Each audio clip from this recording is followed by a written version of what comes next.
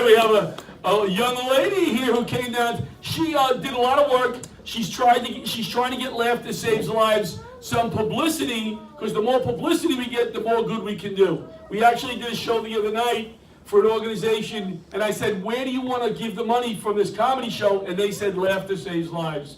So that's good, because we're looking to expand to other veterans hospitals upstate, and so that was nice. So this next lady, she wrote some jokes for Joan Rivers, and she's here tonight for you. A nice warm welcome for Helen Witt. Clap for her, you crazy guys, clap. Wow, John really knows all of you. That's a good, that shows that you have character. Thank you for being here for the show. Thanks for having me at the show. So some people look at me and they say, is that Barbara Streisand's twin sister? I'm not. You might think I look a little like her, but I can't be, because she lives in Brooklyn and I live in Queens. Let's hear it for Queens, where we live. Yay! I used to teach school right down the street at PS 140. It's right down the street.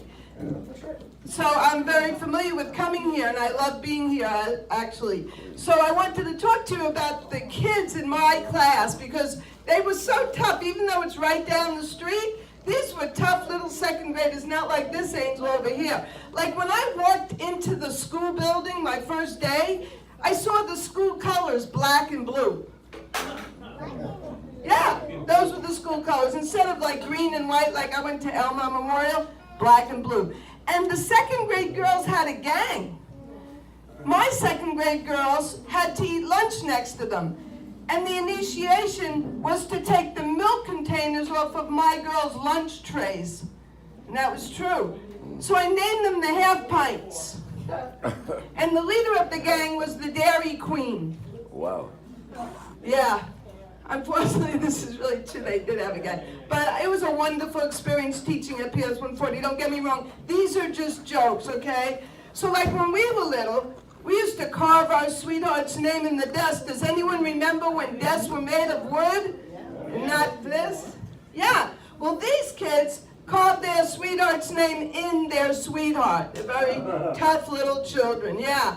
And when we were young, we used to read the Dick and Jane books, like Run, Spot, Run, See, Spot. Did you go to school around here, miss? Oh, PS 40, yeah, where the 50 Cent went there. Yeah, he did. Well, we'll talk later. Yeah. Anyway, so the kids in my school, when I was little, we used to read the Dick and Jane books, Run, Spot, Run, See, Spot, Run. You know how I had to teach my class how to read? Run, Spot, Run, Dick's got a gun. Spot is a pit bull, run, teacher, run. And you see how short I am, right? Could you tell I'm short? Compared to someone else, you'll see how short I am compared to John. Well, anyway, the mayor used to say, no matter what goes on in the classroom, make it into a lesson, make it into a teachable moment. As if the mayor over at Gracie Mansion knows what it's like to break up a fight with sixth graders, right? So I'm breaking up a fight with these kids, and this one boy goes like this. He choked me terrible. I said, stop. You're using your adverbs incorrectly. This is a teachable moment. The mayor said everything is a lesson. So I said, you're using your adverbs incorrectly. You mean he choked you terribly, not terrible.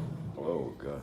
Okay, rolling right along with these jokes. Well, at PS 140, I don't know what it was like at PS 40, miss, but at PS 140, they never gave me supplies. I had to go out and buy everything. So when I was teaching measurement, it was easy. I could just go home and bring in my scales. I brought in my bathroom scale, my Weight Watcher scale, and my brother had an illegal scale in his bedroom. I took that too.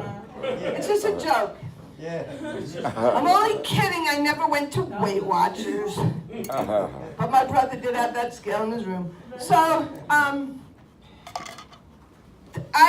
getting older, and I try to have a positive attitude about getting older. And when you look in the mirror every day, you see something new. So, like, for example, I have bags under my eyes. If they had these bags in the Rockaways during Hurricane Sandy, the F train they never would have stopped running. They would have just put these bags right in the Rockaways. And like, it's amazing when you hit 60, 70, you notice these new things every day. So one day I have, who said, yeah, you can relate, right? You notice it too, sir? Same mirror. So anyway, I have pound signs here, I have exclamation points here, and I have parentheses here. I could just lay down and you could type a letter on me. Or for those using the internet, you could send a text message on my face. So another thing about me you don't know, because you never met me before, is I'm losing a little bit of my hair. I cover it up, I'm losing my hair, but I told you I have a positive attitude about getting old. I know where my hair is going. It's going to my knuckles. That's where it's going. And, you know, they could talk about the muffin top. Do you ever hear this term? You heard of it, right? A muffin top? I got a baker's dozen. Hourglass figure, about a week and a half. I guess I'm really making somebody laugh around here. That's great. So, yeah, I'm also somebody who was at Woodstock at the concert 50 years ago. Anybody else remember the Woodstock Festival? You heard of it, right? You were there? Wow. So you can agree with some of what I'm going to tell you. At the Woodstock Festival, they had the same exact stars that are going to be at Woodstock 50 years later. So I'm going to tell you the comparison. See, when we went to Woodstock, they had a tent, and it was for bad acid LSD trips. The tent at the new Woodstock this summer, the tent is for bad acid indigestion. And Bob Dylan was singing and playing guitar. Any Bob Dylan fans? He was playing at the Woodstock Festival, but this time he's getting older, so he's going to be playing the organ. The trouble is, I went to see him at the Beacon Theater, and I didn't see Bob Dylan on the stage. I hear him singing, the song's almost over. I said, where's Bob Dylan? Sure enough, I see a lady on the stage playing the organ with long gray hair and a hat. I said, that's my Aunt Esther B. Greenbaum. What's she doing on the stage? It was Bob Dylan. And you know, the singers today, they're getting older and they take naps during the show. And they also do something else which I don't like, because I pay a lot of money to go to Madison Square Garden. So I went to see Rod Stewart. And in the middle of the song, Maggie May, he goes like this. I raised my hand, I said, no, Rod Stewart. I paid a lot of money to hear you sing Maggie May to me. They all do that. You heard them? They do this. No, I don't want to sing for you. You sing for me. So I know we have a lot of comics, so I'm just going to leave you with this one last joke. During the movie, the Woodstock movie, they had Arlo Guthrie, a famous line of the movie. He goes, the freeway's closed, man, and everyone walked through the mud to the show, and they left their cars on the freeway. The only difference is, for this show, we're all going to go, we're going to get out, because the freeway's going to be closed, we're going to get out of our vans and get rides with our wheelchairs to go to the show and enjoy ourselves. Thank you. Yes. Helene, I said Helen before. Helene, please forgive me, Helene.